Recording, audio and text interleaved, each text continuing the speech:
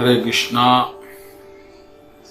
आज का हमारा सत्संग भगवद गीता के 11वें अध्याय के 55वां श्लोक।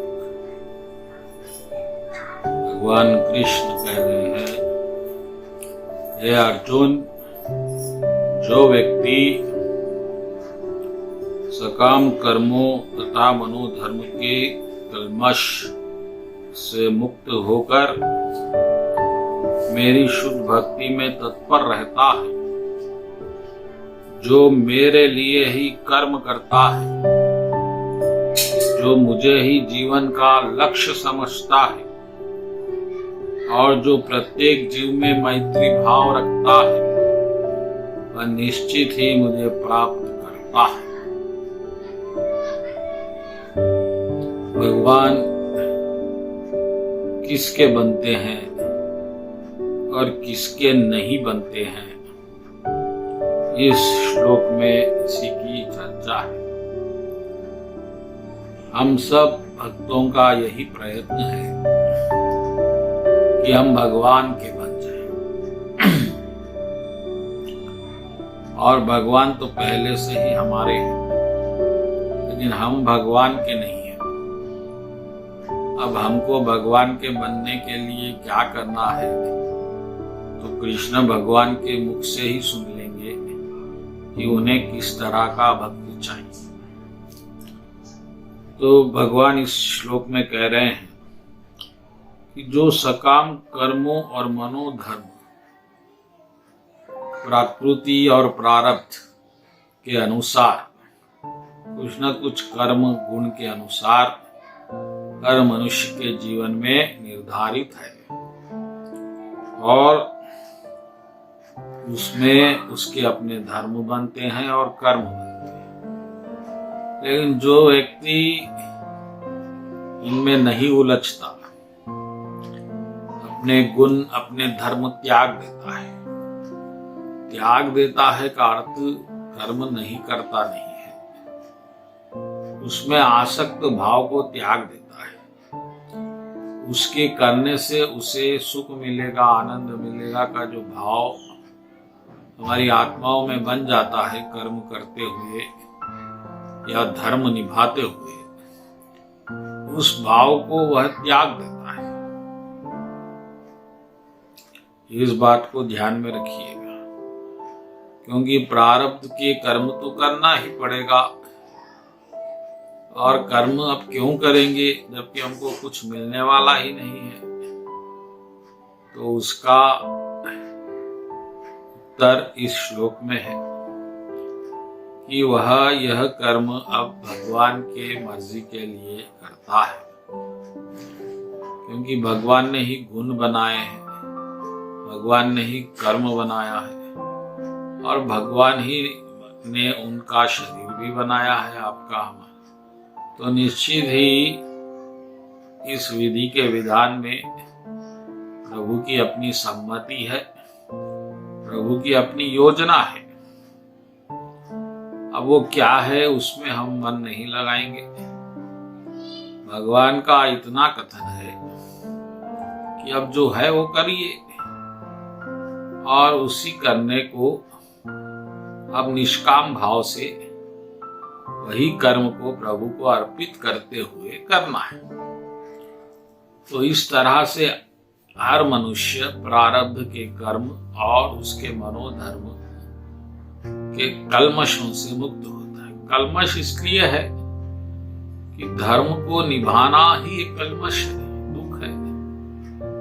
किसी कन्या का विवाह करना बहुत बड़ा बोझ माना जाता है मध्यम वर्ग परिवार या नीचे। तो इस तरह से जितने धर्म निर्धारित है वो कहीं ना कहीं एक कठिनता का ही प्रतीक है। तो पहले तो ये गुण हुआ कि अपने मनोधर्म और सकाम कर्मों से वह ज्यादा प्रभावित नहीं होता। नहीं होने का कारण यह है कि उसे इस भौतिक जगत की व्यर्थता, कर्म के फल की व्यर्थता और भौतिक जीवन की व्यर्थता से सबका बहुभांति ज्ञान हो जाता है। अब जो ज्ञान में नहीं है तो आसक्त होगा, फल की आशा से कर्म करेगा, फिर फल की प्राप्ति पे सुखी होगा, प्राप्ति नहीं हुई तो दुखी होगा। लेकिन भक्त ना सुखी होते हैं ना दुखी होते हैं। भक्त तो भगवान की सेवा में आनंदित होते हैं। अब दूसरे अगला उसी में कह रहे हैं प्रभु की जो मेरे लिए कर्म करता है। अब प्रभु के लिए हम कर्म करना होगा। हमारा तो संकल्प ही खत्म हो चुका है, हमारा भविष्य ही खत्म हो गया, क्योंकि हम तो भगवान की शरण में हो गए। अब जब हमारी मर्जी ही खत्म हो गई है, इच्छा खत्म हो गई, तो भविष्य क्या रहेगा? भविष्य गिर जाएगा। भविष्य गिरने के बाद हम भविष्य के लिए कर्म क्यों करेंगे? क्योंकि इस कर्म के पीछे प्रभु की इच्छा है, प्रभु की योजना है, प्रभु की सम्मति है।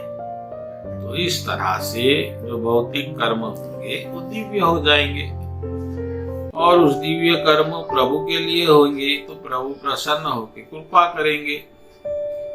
और प्रभु आगे कह रहे हैं कि जो मुझे जीवन का लक्ष्य समझ, ये बहुत। अब हमारे जीवन के सब लक्ष्य गिर गए। भौतिक इस शरीर से जो सुख पाने की इच्छाएं थी, मान सम्मान पाने की इच्छाएं थी, घर संसार बनाने की इच्छाएं थी, वो सब खत्म हो गई। जिस दिन हम शरण में गए भगवान की, खत्म।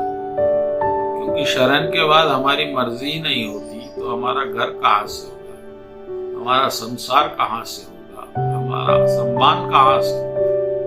अब जो होगा प्रभु की आज्ञा और कृपा से होगा। तो इस तरह से भक्त लोग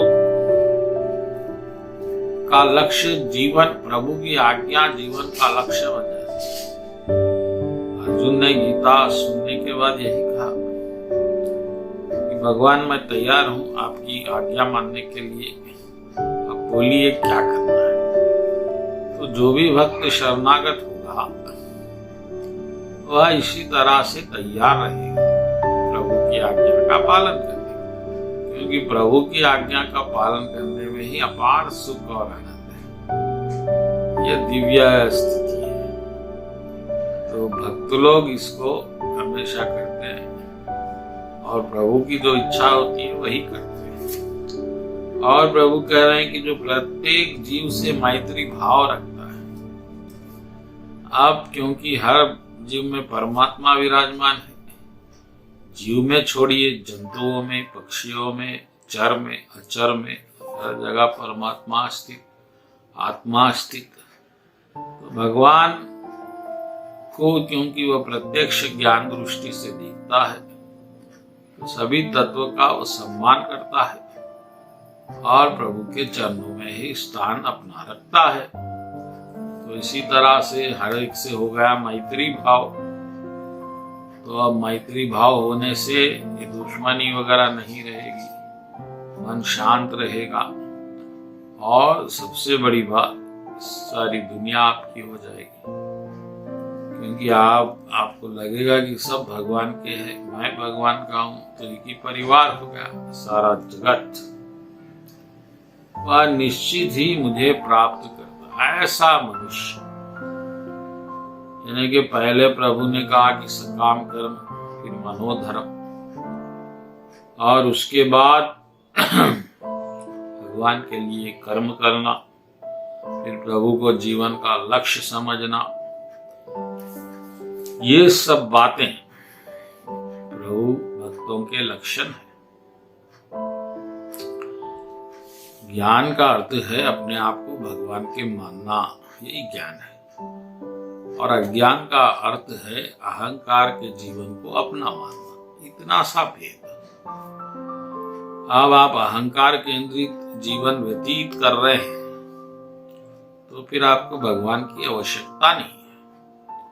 अब जैसा अहंकार रहेगा आप कर्म करेंगे और फल मिलेगा। लेकिन जब जीवन ज्ञान में होता है और जब को आपको पता चलता है कि सब कुछ प्रभु की कृपा से हो रहा है, तो आप उस वक्त प्रभु की शरण लेकर प्रभु के अपने जीवन में प्रभु का प्रत्यक्ष अनुभव करते हैं। प्रभु का अनुभव यानी प्रभु की कृपा का अनुभव, और उस कृपा के अनुभव से ही वो कृपा इतनी असीम, इतनी अनंत होती है कि आपको सुनते सुनते कृपा का आपको प्रभु से प्रेम हो जाता है। तो ये है ज्ञान की महिमा। आप इस तरह से भगवान के बारे में ज्यादा जानेंगे, सुनेंगे, तो ही भगवान को चाहने की भी इच्छा आप में प्रकट होगी। वरना आपको मजबूरी से हम कहेंगे भगवान को प्यार करो, तो आप कैसा प्यार करेंगे? प्यार क्या जीना बिना जाने पहचाने हो जाता है। प्यार तभी होता है जब तत्व से तत्व मिलता है, और आपको आपका तत्व खोजना होगा, और उसके बाद इस तत्व का प्रेमी खोजना होगा। तभी जाके आपको इस प्रेम की प्राप्ति होगी। तो क्योंकि भगवान स्वयं कृष्ण भगवान पूर्ण अवतार है, वो भी इसी अवतार में उन्होंने कई भक्तों का उद्धार किया, और कई भक्तों का उद्धार मात्र प्रभु के भक्तों के भक्त बनने से भी हुआ। तो इतनी बड़ी भगवान की महिमा है। तो भक्तगणों, कहने का तात्पर्य यह है कि भगवान के बन के भगवान के लिए जियो बस। और क्योंकि भगवान पहले से आपके हैं, तो भगवान को अपने बनाने का नहीं, उनके बनने की आवश्यकता है। बस इतना सा ज्ञान है। बोलो कृष्ण कन्हैया लाल जी की जय।